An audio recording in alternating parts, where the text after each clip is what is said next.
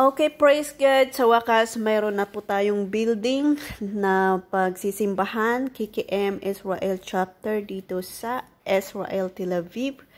So, ayan, bukas, it is our dedication. At ayan, ito po yung paghahanda po natin, yung paglilinis natin kasi yung mga upuan, madumi pa, yung mga ref at lahat ng ito iaayos po natin.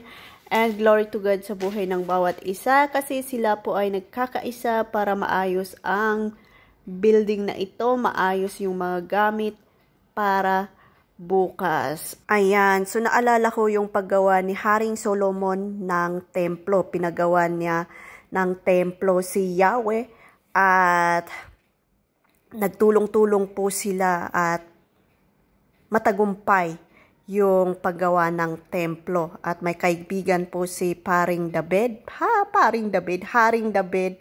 na si Hiram, isa po siyang tumulong para matagumpay yung paggawa ng templo.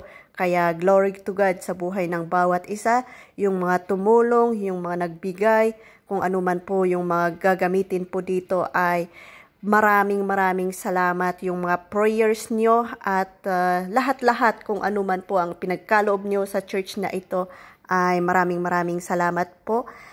God will bless you and God will reward you.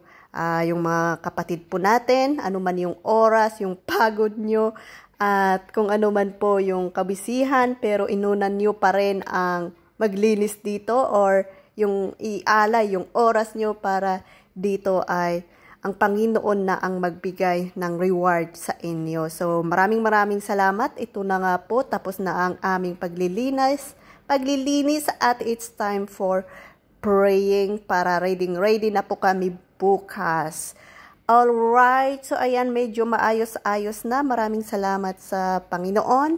At ito na nga po, naayos na yung mga stage, yung mga music, nagagamitin po namin yung instrument at medyo okay. At kung ano man po ang hindi pa naayos ay maaayos din po yan. At maraming salamat. It's time to go home para ma-beauty pa rin bukas. Ready na. Alright.